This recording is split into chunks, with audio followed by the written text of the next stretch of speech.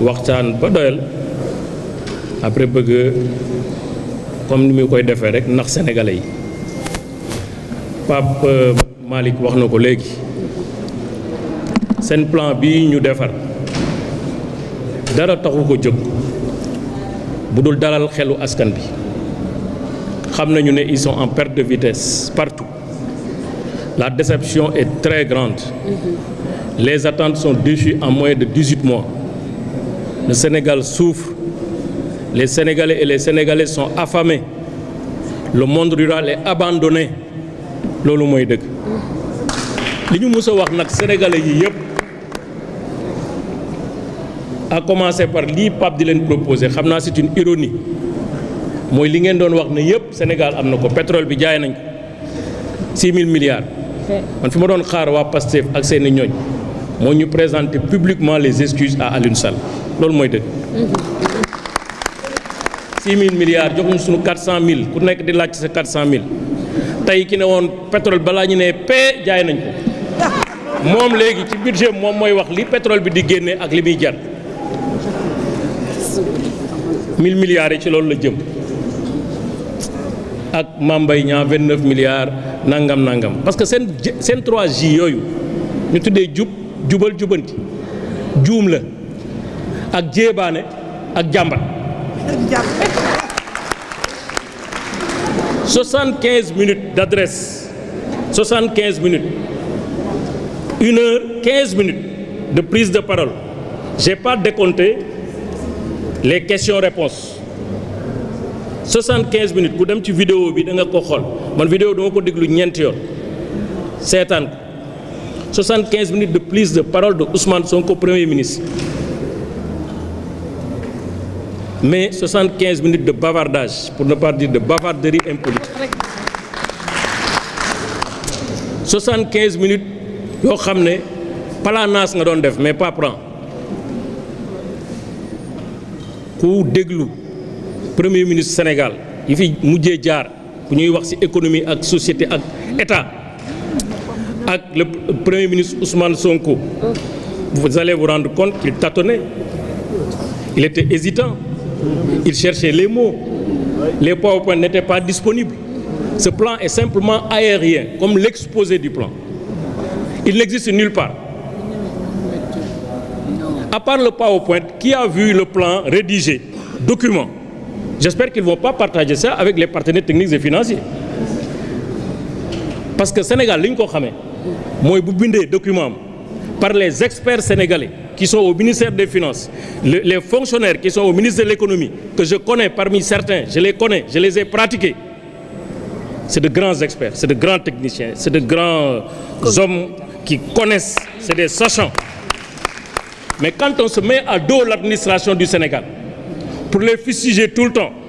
pour les apostropher pour les pointer du doigt mais c'est normal qu'on ait un petit task force dans un petit bureau avec ses amis avec des inspecteurs des impôts et domaines qui nous donnent un plan qui est un plan fiscal qui n'est pas un plan politique qui n'est pas un plan économique qui n'est pas un plan social ce plan c'est un plan fiscal de fiscalisation de tout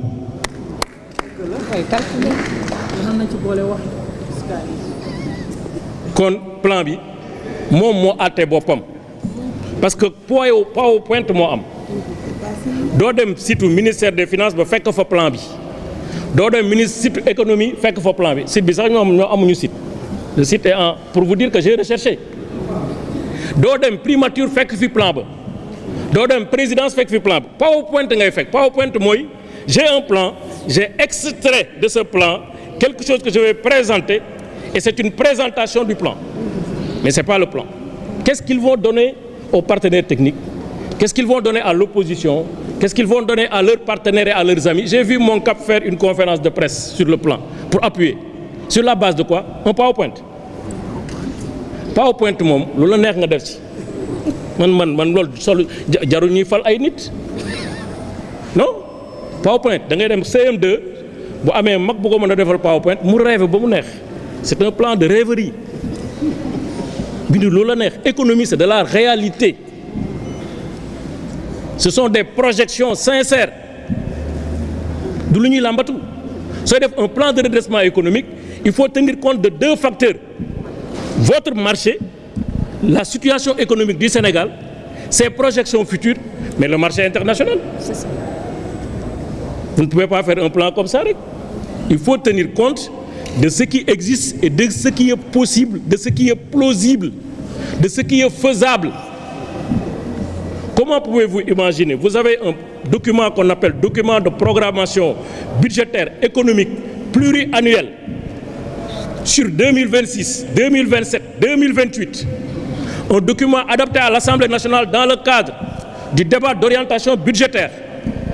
Un mois après, le document date de juin, publié en juillet. Un mois après, vous venez nous donner encore un autre plan. Comme vous nous avez donné un plan en octobre 2024. 7 mois après. Ku jàngul nag du tari wala bokk li nga jàng rek nga mën a tari ñoom fiscalité lañ jàng. Qui est un pan de l'économie. Fiscalité, c'est les recettes nañ koy jëlee ci. L'économie, c'est les recettes et les dépenses combinées, projetées dans un futur qui est plus ou moins certain. L'heure est grave. C'est pourquoi je dis à Pape,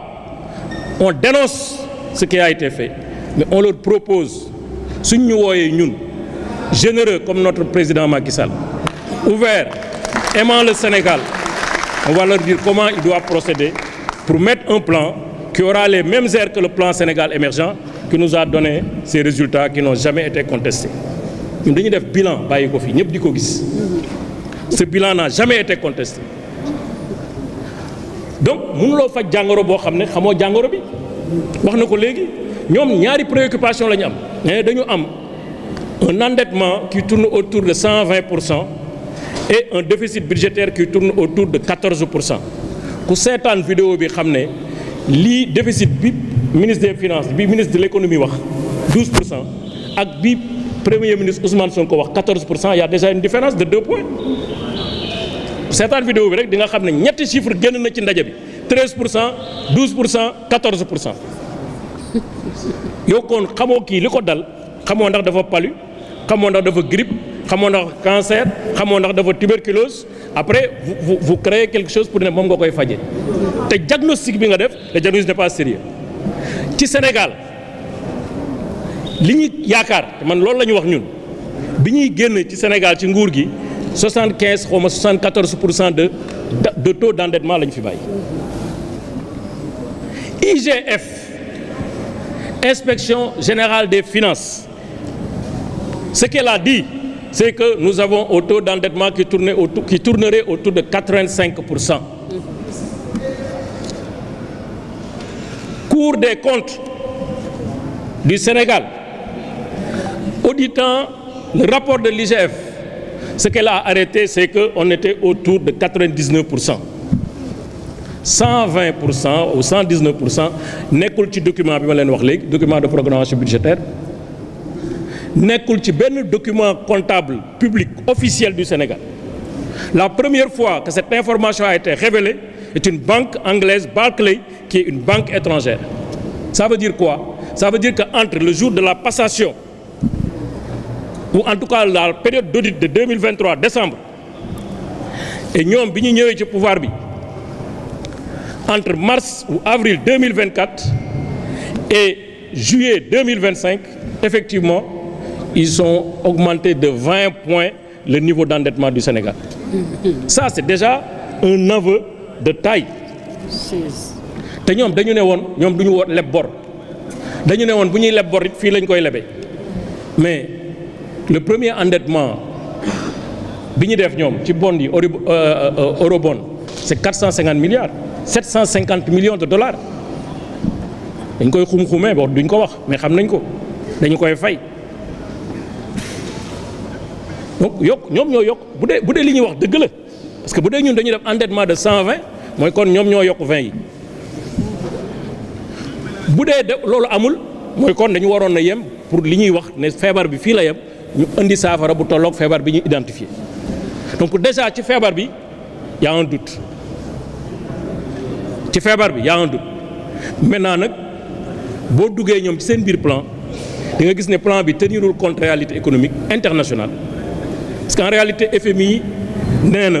monde bi croissance am dina régresser en 2026 de 0,5%. monde bi croissance am dina régresser de 0,3% en 2027. FMI ne monde bi perturbation bi ñu jëm perturbation bu graaw la boo xam ne dafay am conséquence sur les chaînes d'approvisionnement. monde bi fi ñu jëm bi ñu évaluer risque bi en 2025 avril 2025 le risque de récession économique est de 30% en lieu et place de 17% déjà évalué. Ça veut dire que on est dans un milieu international qui va dans tous les sens. Les droits de douane imposés par le président américain Donald Trump vont avoir des impacts au Sénégal parce que nous avons une économie extravertie. Pourquoi? Parce que lu ci bare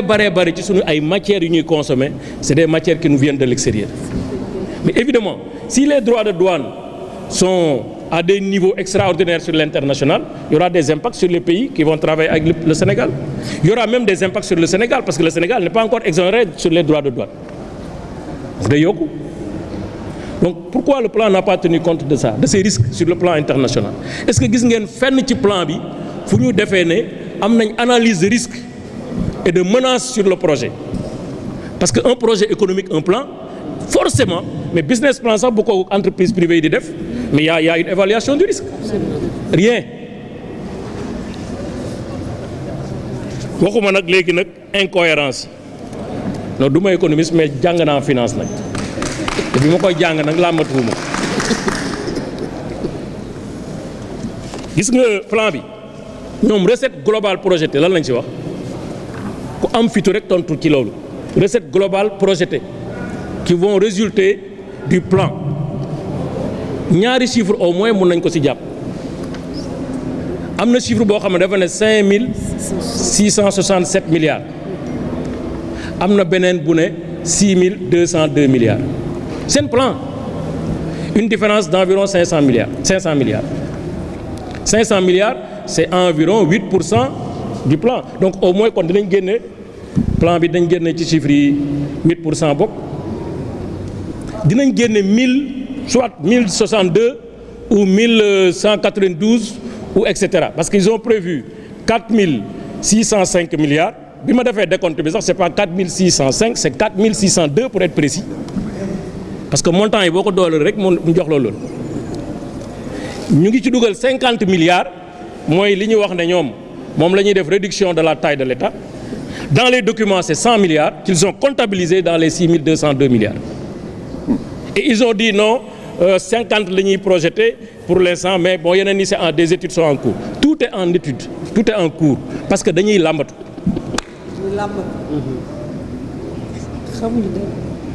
Alors man li ma gën a convaincre que ne plan bi n'a pas été confectionné ou établi avec des comptables publics encore moins avec des financiers mais il y a une confusion manifeste entre ce qui est dépense et ce qui est recette. Comptabilité double la ñu am Sénégal la recette c'est la recette c'est l'entrée de fonds l'entrée de trésorerie la dépense c'est la sortie de trésorerie c'est des dépenses. Pour la première fois je vois dans un document qui paraît être un document public du Sénégal une confusion entre les deux notions 50 milliards ñu ne parce que ñun